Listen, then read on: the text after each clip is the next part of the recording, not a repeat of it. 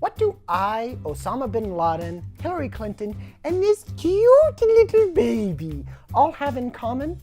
Well, we're all human beings. You're watching Bald Bryce, and this is my Valentine's Day special, so pucker up.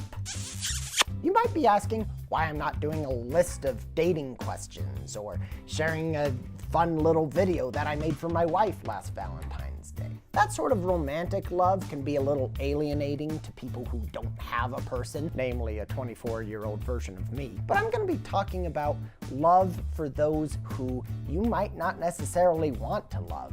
I am going to approach this from the oh-so-obvious angle of talking about monsters. Monsters are elements which we have used in stories for centuries to teach lessons. We also have a tendency to call human beings monsters when they do some absolutely atrocious things. I think it's safe to say when we see somebody as a monster, one of the last things that goes through our heads is, hey, that's a person I should love. Now, I don't want to go much further down this rabbit hole outside of the comment section, but we tend to not call people monsters as much as we dehumanize them. Soldiers do it in war. Politicians do it in politics. I do it every day to that person going 30 in a 50 zone. Provo drivers, am I right? We do this for fairly understandable reasons. Soldiers want to be able to sleep at night. I need to quickly vent and then concentrate on the road. Politicians, there's just far too many choices in a two-party system that it's really doing the voters a service by demonizing the other side so that they can just focus on the variety of opinions that actually are important. But Bryce, why should I care about people who I just always argue with? Yeah, there's some adage out there about loving your enemy, but the guy who came up with that was some antiquated woodworker who, clearly didn't know anything about human complexity. From anyone who doesn't take advice from Middle Eastern carpenters, let's consider all of the costs that come with preventing yourself from loving those who you don't like, aka dehumanizing them. First, we tend to not treat people very well when we dehumanize them. If someone treats you badly, you tend to treat them badly back. You might start with a snide comment, they fire back with one, you step it up a notch, blah, blah, blah, blah. You know this stuff. That the best you got for me today, Bryce? Stuff I learned in kindergarten? Yes.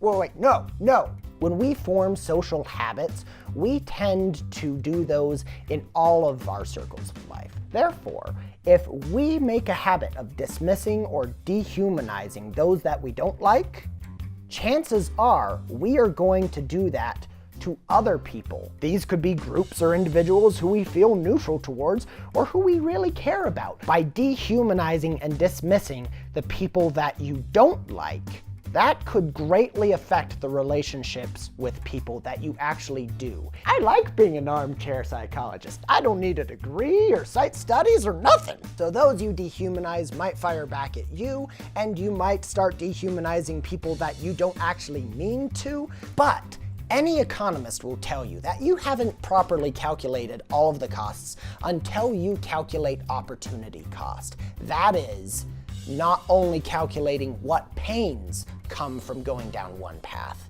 but the blessings that you're missing out on by taking another. I recently listened to a podcast by The Hidden Brain called Tribes and Traders. They shared a bunch of stories about Jews and Arabs from the Middle East who ended up finding ways that they could empathize with one another. One story in particular jumped out at me, and that was of an Arab professor at a university in Jerusalem who started having these experiences which opened the way for him to feel love and compassion for his Jewish enemies. He began teaching some of this unpopular perspective at the university and ended up organizing a field trip with a bunch of college students to go to Auschwitz. They were taken on a tour and were shown all of the facilities where such atrocious, unspeakable things happened to all of the victims of that camp. The Arab students of that university started to feel for people who they never thought they could. Love and compassion and empathy were able to reveal truths to them that they would have otherwise been closed to. There are a couple of authors who wrote a book, Terrell and Fiona Givens, They wrote The Crucible of Doubt, and they expressed this idea very clearly. So I'm going to read that quote to you. We have all known the experience of waiting in a crowded intersection for traffic to clear. Vehicles and their drivers meld into simple impediments, things, impersonal objects to our purposes.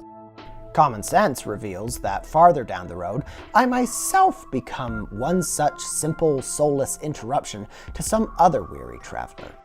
An it rather than an I. Love reveals truth.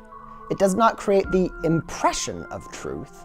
Love does not merely endow something with a subjective truth. Love is the only position or emotional disposition from which we become fully aware of the already present reality of the other person as more than a mere object among others in a crowded universe. Love reveals the full reality and value of the other person. Often, we really do have good reasons for not liking the people that we do. We gotta have our boundaries, we gotta protect ourselves, but you know what? We are missing out on so much if we are preventing ourselves from feeling love or compassion or empathy for those people. Man, does it smell a little preachy in here? So, for this Valentine's Day, if you're snuggling up with someone special, or a tub of ice cream on your sofa contemplating how alone you are,